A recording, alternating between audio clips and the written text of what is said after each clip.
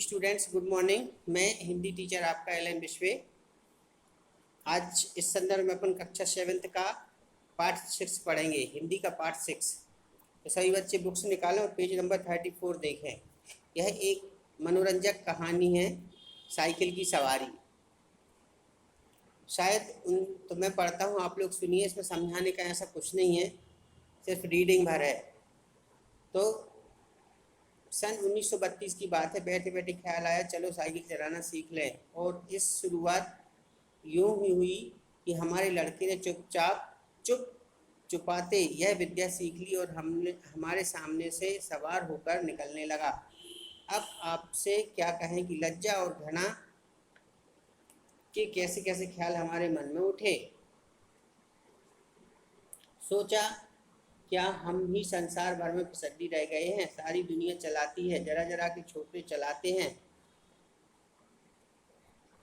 मूर्ख और गवार चलाते हैं। हम तो परमात्मा की कृपा से फिर भी पढ़े लिखे हैं, क्या हम ही नहीं चला सकेंगे? आखिर इससे मुश्किल क्या है?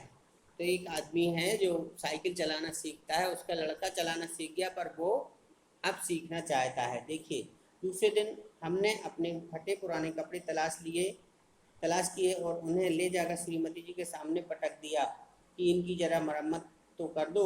श्रीमती जी ने हमारी तरफ अचरज भरी दृष्टि से देखा और कहा, इन कपड़ों में अब जान ही कहाँ है जो मरम्मत करूं, ये तो फेंक दिए थे, आप कहाँ से उठा लाए? वहीं जाकर डाल आइए। हमने मुस्कुराकर श्रीमती जी की तरफ देखा।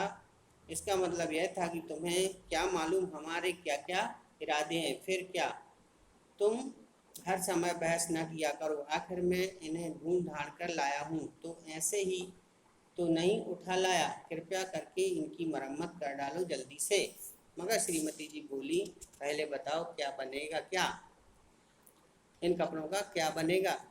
झक मारकर बताना ही पड़ा। रोज रोज का तांगे का खर्च मारे डालता है। साइकिल चलाना सीखेंगे और पैसे बचाएंगे। श्रीमती जी ने बच्चे को सुलाते हुए हमारी तरफ देखा और बोली, मुझे आशा नहीं कि आपसे यह काम हो सके, खैर कोशिश करके देख लीजिए।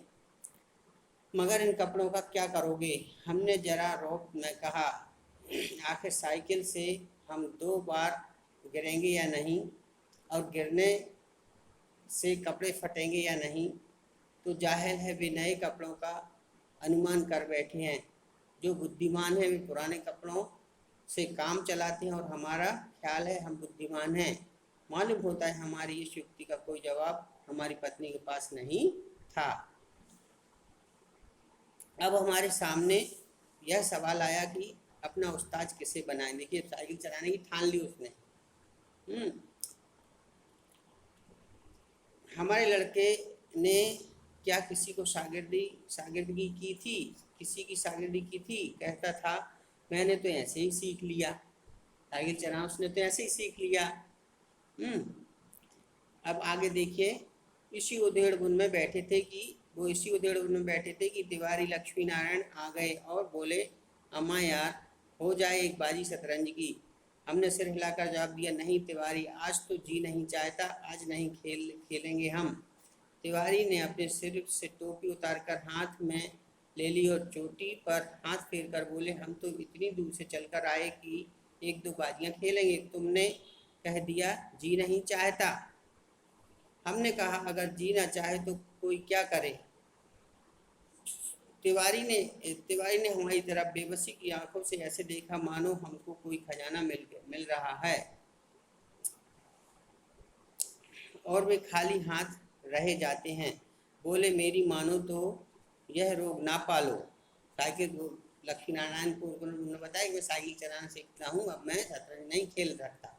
तो उन्होंने बताया कि ये रोग मत पालो। मगर हमने भी कच्ची गोलियां नहीं खेली थी। साफ समझ में आ गई तिवारी ईर्ष्या की आग में फुका जा रहा है। हमने मुंह फुलाकर कहा, भाई तिवारी, हम तो जरूर सीखेंगे, कोई आदमी बताओ। काय के लिए? शागिर्दी के लिए, सिखाने के लिए। तिवारी सोच में पड़ गए। हमने फिर आग्रह किया, भाई बताओ भी। तिवारी, आदमी तो ऐसा है, मगर मगर वह मुफ्त में नहीं सिखाएगा, फीस लेगा। दे सकोगे? कितने दिन में सिखा देगा? यही 10-12 दिन में। और फीस क्या लेगा हमसे? औरों से 25 लेता है, तुमसे 20 ले लेगा हमारी खातिर, इससे कम पर राजी नहीं होगा। इधर तिवारी जी मामला तय करने लगे, उधर हमने यह शुभ समाचार जाकर श्रीमती जी को सुना दिया कि कुछ ही दिनों बाद हम एक ऐसा स्कूल खोलने वाले हैं जिसमें 300-400 रुपये महीने की आमदनी होगी और हम उस स्कूल में लड़कों को साइकिल चलाना सिखाएंगे, खुद सीखे नहीं हैं अभी हैं। श्रीमती जी बोली, पहले आप तो सीख लो फिर स्कूल भी खोल लेना। मैं तो समझती हूँ कि तुम सीख ही न सकोगे, दूसरों को सिखाना तो दूर की बात है। श्रीमती जी बोली, मैं तो कहती हूँ तुम हवाई जहाज चलाओ, पर साइकिल क्या चीज़ है। पर तुम्हारे स्वभाव से डर लगता है, एक बार गिरोगे तो देख लेना साइकिल भी वही फेंक फाँक कर आ जाओगे। इतने में तिवारी जी ने आवाज़ लगाई। हमने जाकर देखा उस्ताद साहब खड़े हैं, काला रंग, नाटा का, भद्दी सी शकल, सूरत, मोटी गर्दन, गले में काला धागा, मैली लुंगी, पाँव में कसूरी जूता तो पहलवान लोग पहनते हैं, छोटी छोटी आँखें। पहले तो मन में आया कह दें हमें यह उस्ताद पसंद नहीं, फिर सोचा हमें साइकिल चलाना सीखना है, हमें इससे क्या लेना। देखिए उस्ताद, कल सवेरे ही सवेरे आ जाना, हम तैयार रहेंगे। अब रात को आराम की नींद कहाँ, बार बार चौंकते और देखते थे कि कहीं सूरज तो नहीं निकल आया। जरा भी ऊँग जाते तो साइकिल के सपने आते। एक बार देखा कि हम साइकिल से गिरकर घायल हो गए हैं, अस्पताल में एक अंग्रेज हमारा ऑपरेशन कर रहा है। दूसरी बार देखा कि हम जमीन पर खड़े हैं और हमारी साइकिल आसमान पर चल रही है। फिर ऐसा मालूम हुआ कि हमारे उस्ताद ने हमें गोद में उठाकर उछाल दिया। दूसरे क्षण में देखा तो हम साइकिल पर सवार हैं, इसलिए आप हवा में उड़ी जा रही है और लोग हमारी तरफ आंखें फाड़ फाड़ कर देख रहे हैं। उठकर देखा तो दिन निकल आया था। इसी समय उस्ताद भी आ गए और हम हरि का नाम लेकर बाग की तरफ चल दिए। ठीक है, अब